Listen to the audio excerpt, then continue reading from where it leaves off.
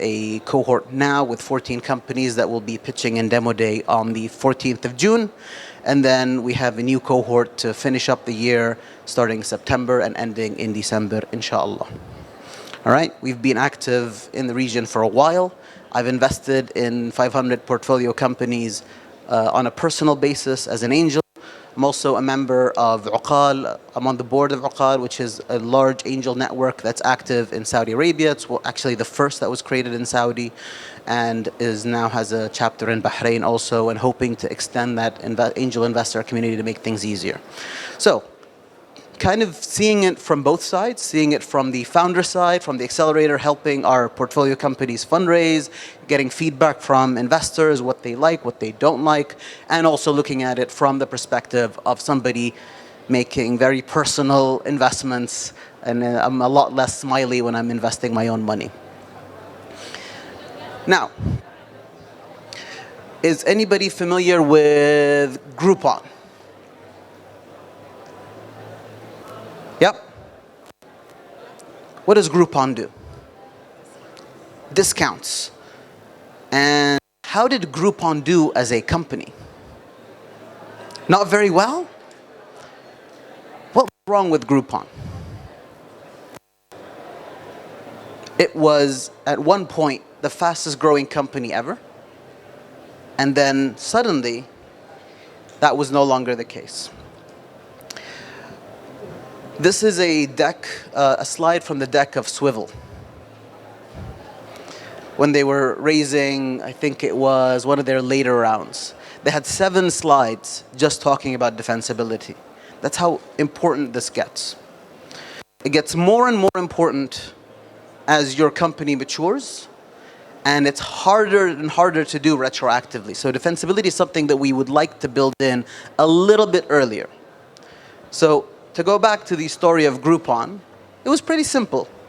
When you use Groupon, you go to a place, you get a discount, and you go to another deal and another deal and another deal. The way they sold it, and it was mostly sold to brick and mortar SMEs, and the most popular category, I think, was pizza places. And they would go to the pizza place, they'd say, instead of spending money on marketing, take that marketing budget and create a discount for it to get new people to try your stuff. And then sometime later, you get these things popping up, copycats. And even worse than copycats is this thing, group buying. It's a website that allows you to make a Groupon clone. So it's a clone maker, of, as you will, that basically commoditize the product. The issue that they faced, and the reason the stock didn't perform so well, is because it grew rapidly. But it grew because they had an aggressive sales force going, knocking doors, getting people to do deals. Yet, 80% of people who did a deal on Groupon didn't do another deal. Leaky bucket. Problem number 1. If you have another site that's similar to Groupon, the loyalty doesn't exist. If I get it here and I get it here, there is very little distinction. It becomes a commodity. So it's hard to sustain the value. That's why we're focusing so much on defensibility. That's why this is a critical issue to address when we're designing products and when we're designing the path forward for how our business model is going to continue to grow and evolve. And we're going to talk about business models and defensibility adapting over time. What you have day one isn't necessarily what you have in the future. So, if I was to give you a challenge, you are to choose between copying either Airbnb or Uber. Which is easier to copy, and why?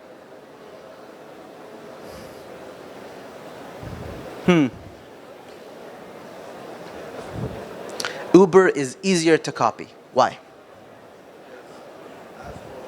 Hold on.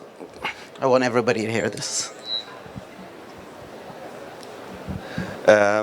Uber is easier to copy because the fact that Uber is just basically a taxi, and basically everyone has a car, so you can provide jobs, part-time jobs for everyone, and everyone's okay with it. But the idea Airbnb is that people giving places in their houses. It's outrageous here in our culture, at least. So that's why Uber is easier to copy, right? Okay, so we have one theory. People like cars, but they don't necessarily like houses. And nobody from the region would live in somebody else's house. Anybody agree, disagree? I guess it depends on the market. So, what would work in Oman might not work in, for example, in the UK. So, yeah. So Uber is still easier for you. In what sense? You have to copy one of those two. You have to compete. You have to take their customers. Okay. And you have to choose between one of these two. Which is easier to compete with? I'd go with Airbnb.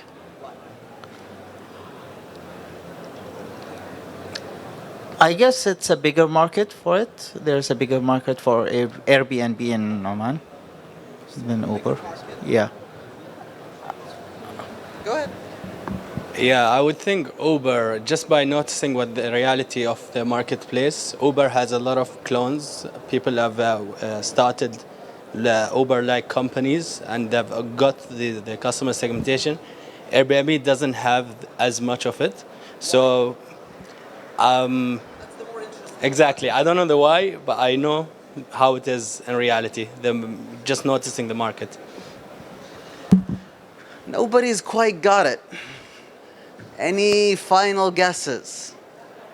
How come? Now, you've observed correctly that there are more successful competitors of Uber globally than there are of Airbnb. But the more interesting question is why? What makes Uber defensible? What makes them hard to copy? You have to copy them today. What makes them difficult? Scalability. Okay. That makes it difficult to copy? They've scaled already. Cost of entry is too high. So if I want to compete with Uber, I need to build a network of drivers and a network of riders. And if I don't have both of them of sufficient quality, I will have a worse customer experience because you'll wait 15 minutes instead of 5. So there is an inherent mismatch in the delivery. And that is affected by the scale of the network. Now, notice that I started the session, and this happens so much, and I told you guys, defense, not offense, not attack, not size of market, not how do we attract, what makes it hard to copy something? What makes it possible to take somebody else's customer? And all we heard was this language on differentiation, good customer experience. Very little actually analyzed what are the barriers that prevent somebody from taking their customer. This is a lens that very, very few founders have, and once you do, from today, you're going to change the way you look, not just at your pitch, but every other founder's product, and you'll be able to just have a little bit more depth in not just how you design it, but how you communicate it. They both have network effects. And I like these two examples because everybody that gives me like errors or mistakes, regulation issues, they both came up at the same time. The business model is similar enough. Both of these run on network effects. Just the scale of the network effect is different.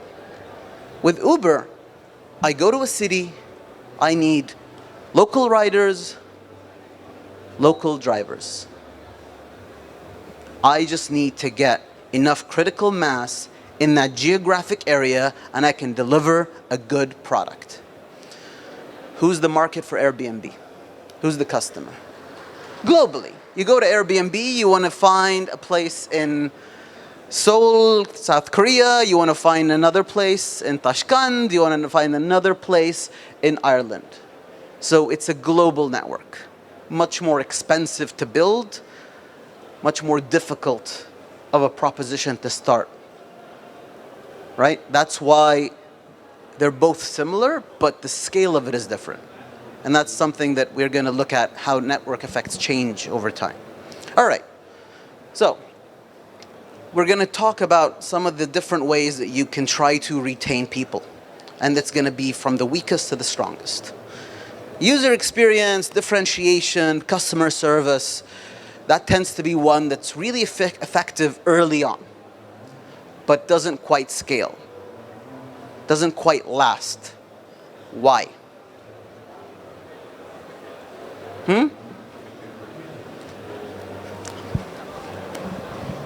Copied and replicated. Copied. Or improved on. Exactly. You see a great flow, you see a great way of experiencing the product. Forward to designers, hey guys, this is really great. Can you build me something like that? Okay, wonderful. And it's quickly replicated. Especially seen in, if you're doing anything in gaming, oh God, that is so quickly competed away. Now, let's talk about something that's a little bit more challenging. Switching costs. Anybody here a photographer? Yes? Nobody likes taking photos? What do you have? What kind of camera? Fujifilm. So, you started with? Nikon. How many lenses did you have, Nikon? 5 lenses. What did you do with your 5 lenses when you switched to Fujifilm? I had to sell each and every one of them. Had to sell them. Yes. And And how many Fuji lenses do you have now? 4 lenses. 4. It was a costly switch. It was a costly switch, which is exactly what we mean when we say switching costs. It is high effort, it is expensive to switch from one thing to another. It is oftentimes painful to switch from one thing to another. Now, the best example of a physical embodiment of a switching cost is cameras, because let's say you switch from Nikon to Canon. You can actually buy these adapters. You can slot it into your lens and it works.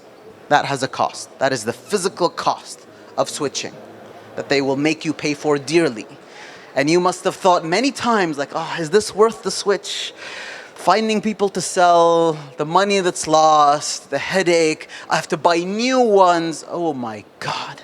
But you ended up doing it anyway. But still, they kept you longer than if it was so easy and all the lenses were interoperable.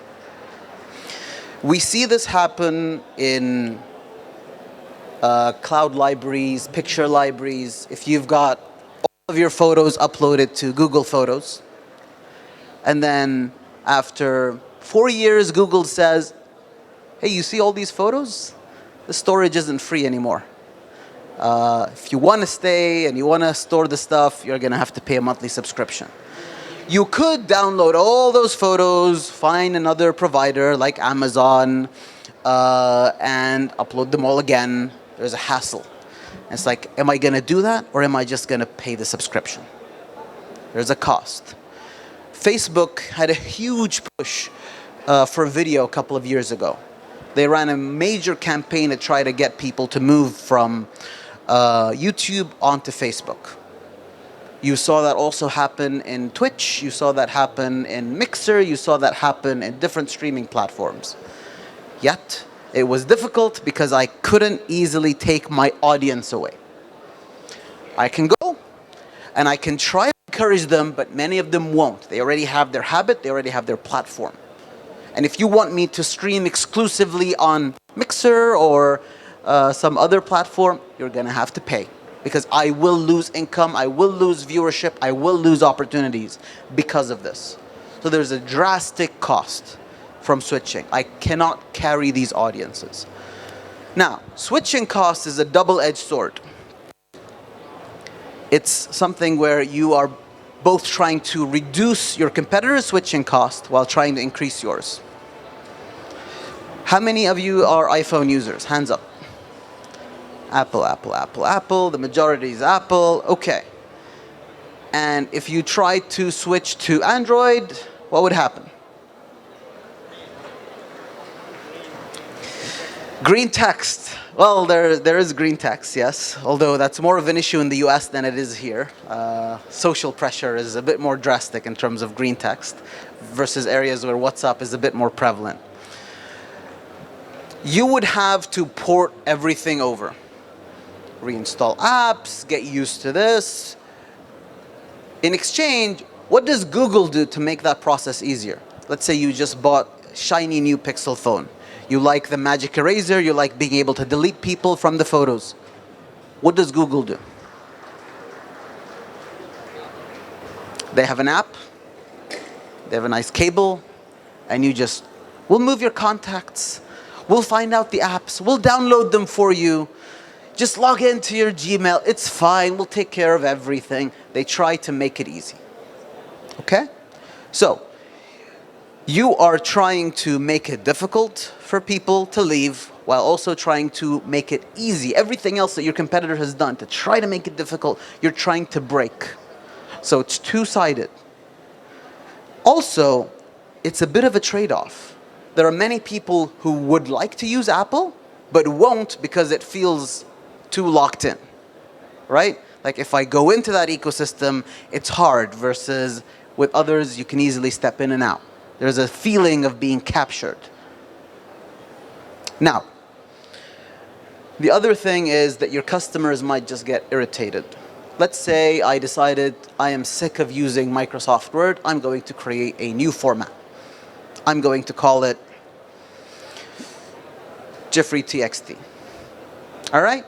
And I'm talking to you, I'm saying, hey, this is so much better than Word. It is much smaller, easier to transfer, much more secure. You're like, dude, just send me the file, I need the investment memo. Download my software, you'll be able to open the memo. You download it, just to get me off your back. And then, you need to send it to somebody else. And that other person says, I'm not downloading this crap. Just give me it in a normal file format. And I will have to comply. I cannot be that annoying to this many people, right?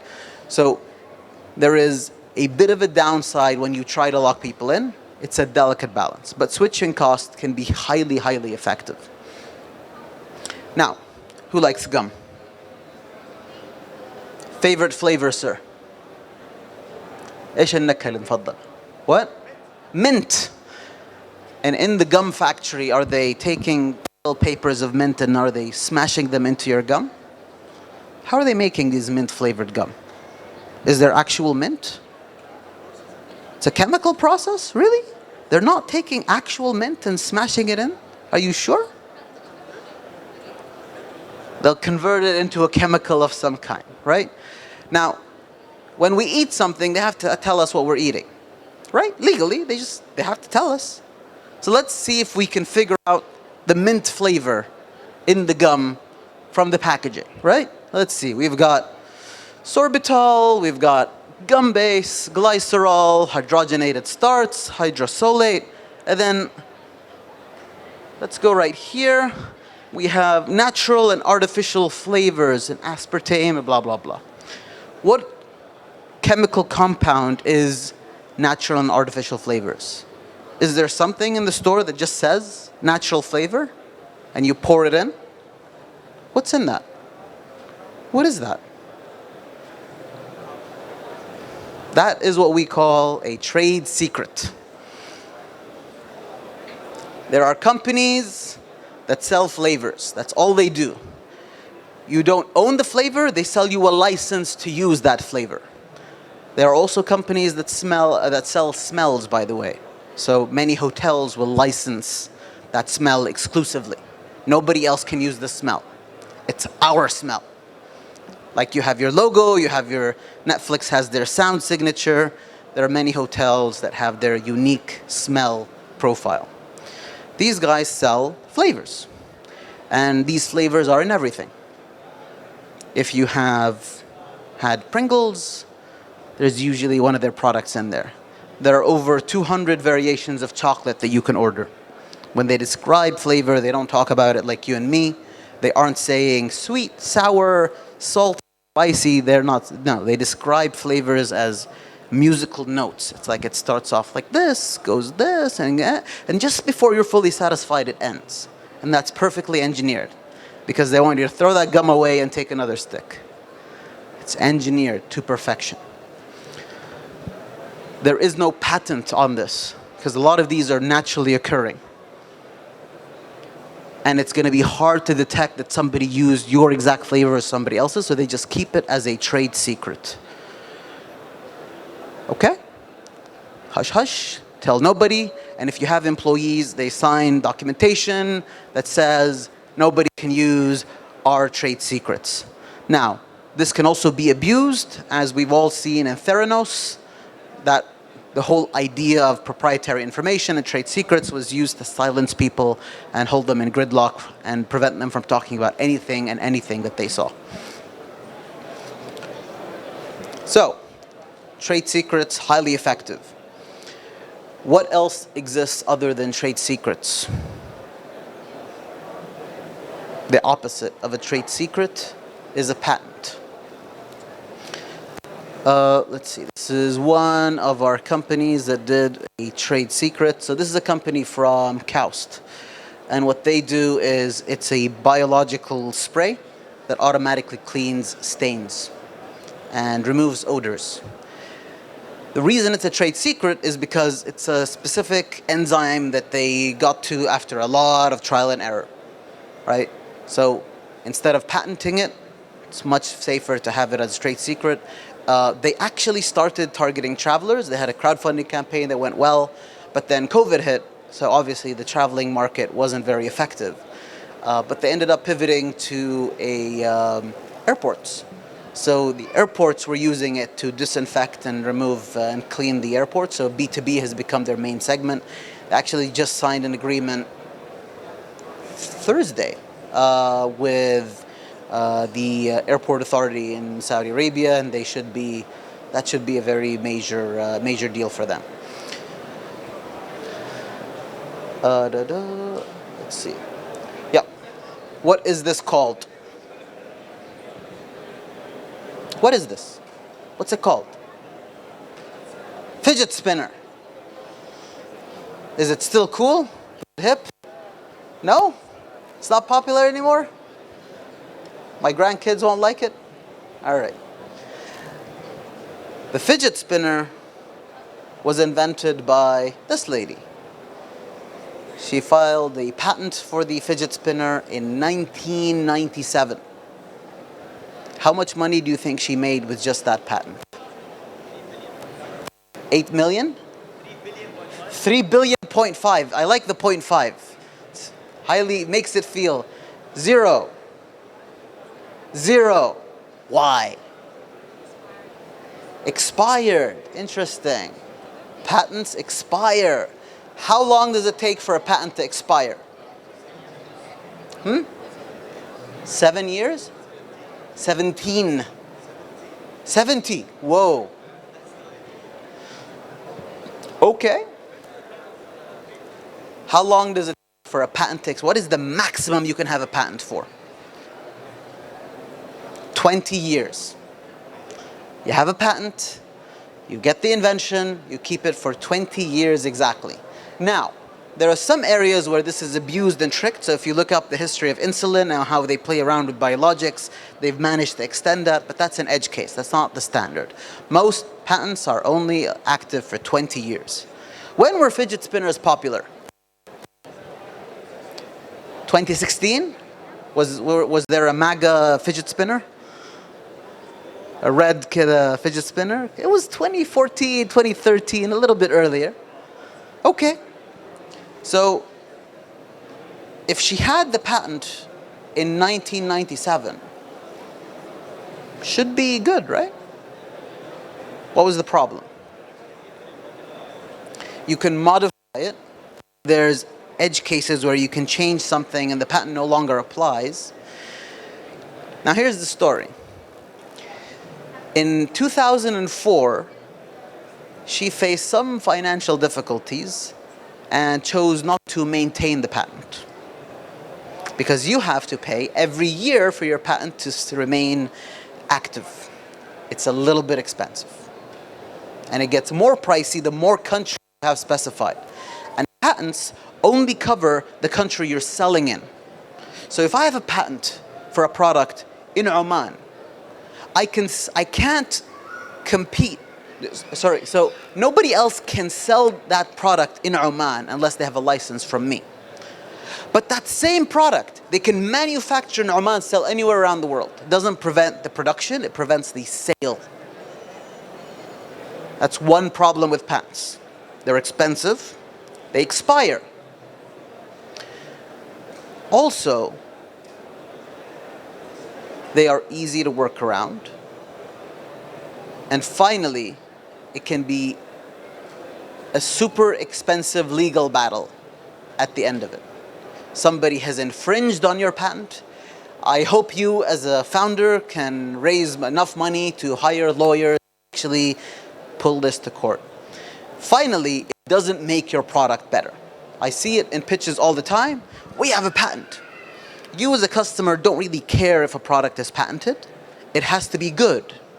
Then you care about what the patent does. It is purely defensive. It does nothing to add value other than if there is existing value.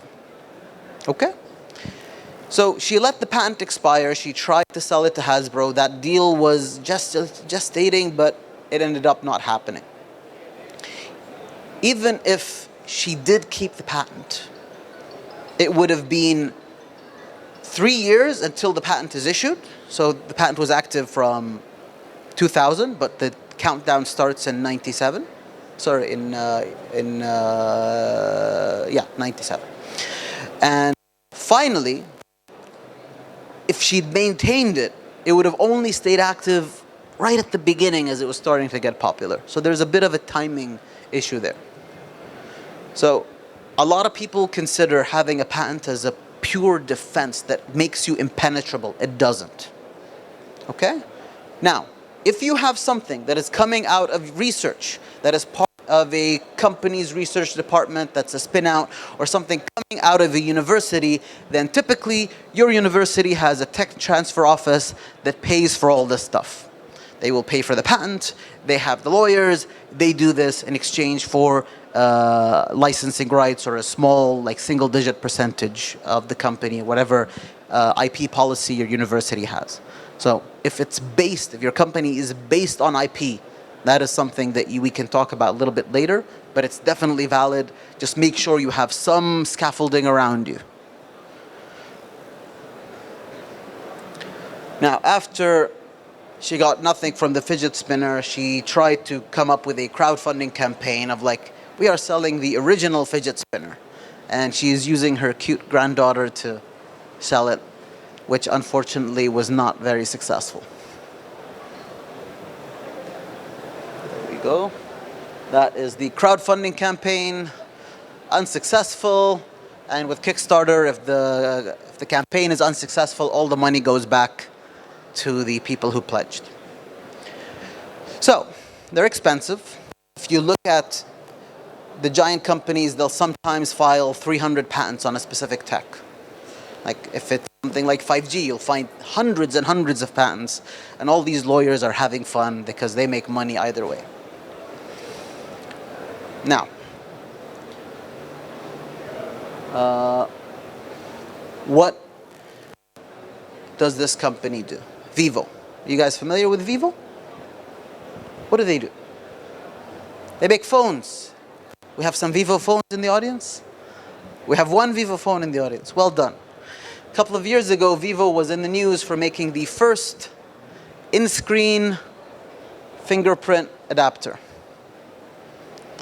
And because of that, because they were first to market, because they had the first mover advantage, all of us here are using Vivo phones. Right? Nobody knows if you're first? Really? But I'm the innovator. And I said I am first to market in my presentation. And that always impresses people. But investors never seem to care. But it makes me sound cool. Trailblazing. So, Vivo did indeed launch the first phone with an in-screen fingerprint, but unfortunately, it wasn't their tech. These guys are the ones who actually made the sensor. And this is a slide that was marketing that sensor to all the phone companies. Now, I want you to pay attention to two things. One, we have a strong IP position. There are multiple ways to achieve this, and we have patented all of them. So it is very difficult for somebody else to do what we're doing the way that we're doing it. So don't bother looking for anybody else. It's not going to be easy. Number two, we have a production partnership with Oxy Technology. So if you're producing hundreds of millions of phones, you'll be fine. We can adapt. We know how to do it. These are companies where their entire production, all their money is made through R&D, through strong patent portfolios. They know how to license them. They've engineered their entire company's DNA around it. That's what it takes to kind of be fully around patents, IP, and R&D as your main core source of revenue. Now, we talked about things that are non-sustainable. Patents expire. User experience can be copied. What are things that are sustainable, that are easier to maintain long term? Network effects, data. So, what is the difference between these three? Who owns WhatsApp? Facebook, or Meta now as they're called. WeChat, and in Japan they use Line. Two of them are gigantically well-funded. One of them is tiny by comparison in terms of team, in terms of capital. Yet, even though this is so small, they can't break it. They can't get everybody to switch offline. Because switching offline means you switching off, convincing all your friends and family to switch off. So it's so sticky that it's hard. It is almost impossible to break that effect. It's reached the critical mass. You have got to be 100 times better for people to switch off from this to this. But the beginning is a lot harder. The first phone is useless if you can only call one person. Second, third, fourth, 100th. Suddenly the value compounds with time. Different kinds of network effects exist. Some are communities, some are ecosystems. Amazon has a unique ecosystem of publishers, distribution channels, not just monetization, not just better prices, it's just ease of use. If you're writing something and you want to publish, when you work through Amazon, through audiobooks, through Kindle, it's so much easier. So they've built a huge network that is multi-layered. It's not just Uber, Airbnb style network effects. Ecosystems are something that are super underappreciated. Now, we started the beginning of this session when I asked, what are answers to the question of why you? Why can't you be copied? This is the red flags. This is what not to say. All right? We have a patent, therefore we are invincible. We are the chosen ones. I gave my pitch. The skies parted. The light shone on me. And I was chosen to create this e-commerce company. Nobody in the world can do this like I can. Not very defensible. The amount of people that have told me that they will be acquired by Amazon, Google, Microsoft is staggering. The amount of acquisitions and buyouts that we've seen in the ecosystem are much smaller by comparison. Do not tell me that they can't compete with us. They're going to come here and buy us. Why? Because I've got this killer smile. It doesn't work. Companies get acquired for cash flow, they get acquired for tech, they get acquired for talent, they get acquired for customer lists and distribution. If you don't have a concrete reason why it's really, really hard to replicate what you do, and oftentimes you have to be defensible to be an acquisition target, it has to be a lot better than building it myself, then you don't have a solid theory justifying why you'll be bought out. Now, there are no magic bullets, but we have 1, 2, and 3.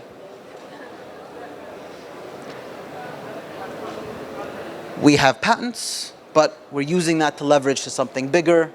And we have domain expertise. We know these customers, we know what they want. That'll give us a unique lead. Let's see, fundraising, we'll go a little bit later. Yeah.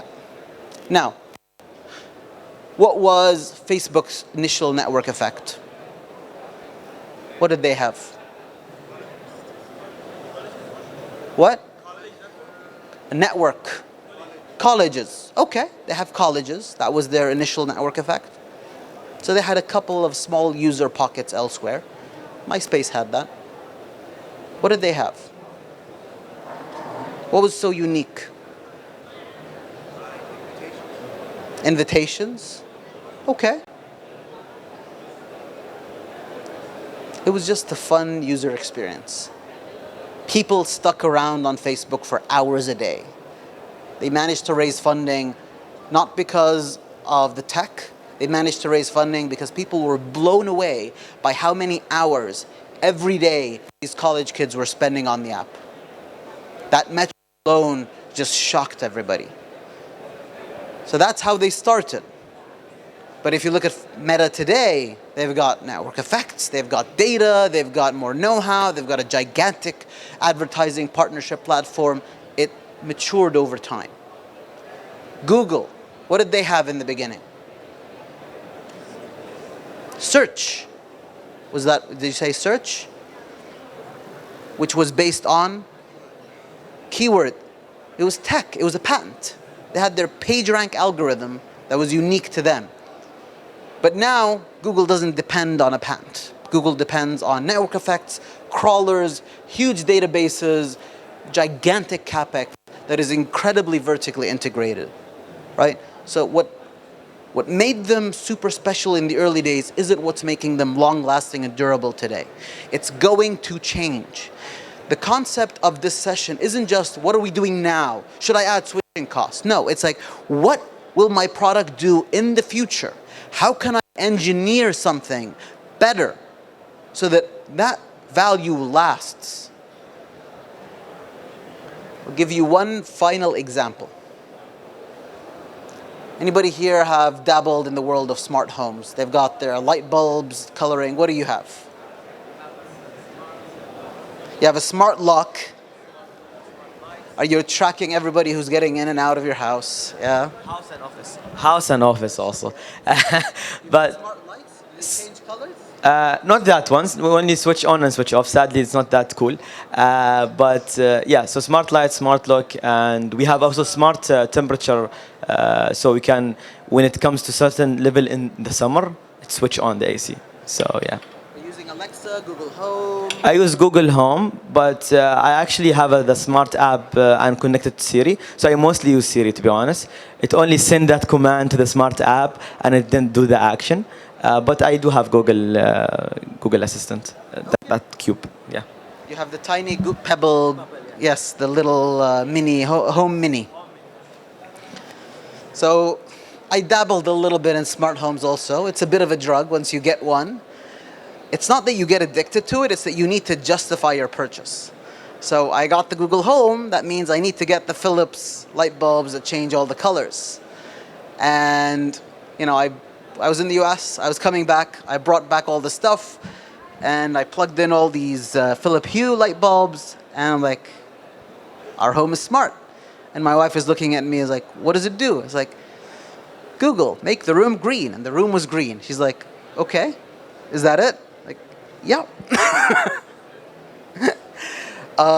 Now, she made fun of me then, but when our son was 6 months old and was crying, that trick managed to get him to stop crying. She appreciated my genius 3 years later. So changing colors, super helpful, super useful if you have somebody that's easily distracted by the change in environment. Then you start justifying it, you start adding a smart lock, you start adding a smart vacuum cleaner, and you kind of get that addiction. One of the things that he mentioned was the smart thermostat, the AC. And one of the companies that led the charge there was Nest.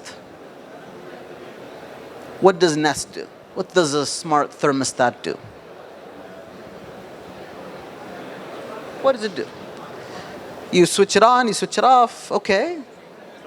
You change, it tracks temperature. Yeah, so instead of fiddling around with the remote, switch it on, switch it off, switch it on, switch it off. It figures out what you like. Maybe you like it a little bit warmer in the day, a little bit colder in the evening, and it just automatically does that to you. Now, when Nest started, it was a good product that you bought because you just wanted to enjoy that service. That's it. Very simple. Make Nest, sell Nest. Manufacture it. Simple as that. Now, if I told you that you had hundreds of thousands of homes with Nests installed, you had the ability to control hundreds of thousands of ACs at your fingertips, what could you do with that power? You have the ACs of all of Muscat. You could just switch them all off. You could switch them all on. It's up to you. What would you do? What would that unlock? Electricity? I'd sell it to the electricity company. Okay. So I buy a Nest and the electricity company can turn off my IC. Why would they want to do that? Why would they want to punish me? Well, for load shedding, for example, in countries like South Africa. So then they have the power. Yes. Load shedding. Electricity companies, utility companies hate peaks and valleys because either your facilities are underutilized or they're over capacity. And if they go over capacity, you can either build expensive new capacity or have a blackout. Both very popular options. But if I'm able to switch off half of the ACs for 5 minutes and then switch them on again, I can modulate and I can slowly control what's happening in the grid. New level of power that wasn't existing. Now, utility companies have had these programs for ages where you commit to not switching stuff off in peak times and you're able to get some savings from doing that. Nest took that to a whole new level. And let me show you quickly what they ended up doing. Now what Nest did is they basically said, it's up to you. You can be part of our rewards program. We will cool your house before peak, and then we'll turn it off, and we'll give you a good return. We'll give you better savings. We'll give you way less energy prices than you're used to in exchange for you complying. You're uncomfortable. You're feeling hot. You want to switch it on, just touch the Nest. The AC will switch back on. It's all fine. It's all good. It went from opt-in to opt-out, where it's automatically doing that for you. You don't have to fill up a form. You don't have to prove that you did it. You don't have to have additional documentation. Just made it so much easier. As a result, Nest was able to do a deal where they were able to give away Nest thermostats for free. That became a business model, where you, as a utility company, would sponsor people getting Nest thermostats, and they would install it in their house. So if you were starting a Nest competitor, you would have to make a great product. It would take time. There's a switching cost from uninstalling something, installing something else. There's data about knowing what I like, what I don't like, and you would have to do it all for free.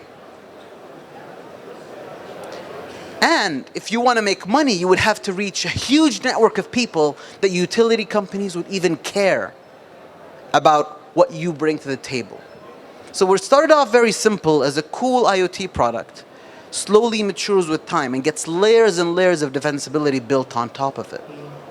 And that's the lens we want to look at.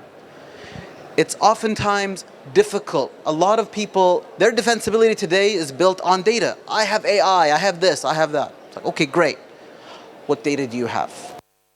How much data do you need to unlock? blank stares. And oftentimes, if there's key information, key data that we need to gather to actually create a moat and lock in, it's going to be something that we should probably engineer into our product a little bit earlier, instead of trying to retroactively, oh, let's send something, let's try to collect, let's try to get additional permissions. All right? So, we spoke about network effects, user experience, switching cost, trade secrets, intellectual property, data, network effects.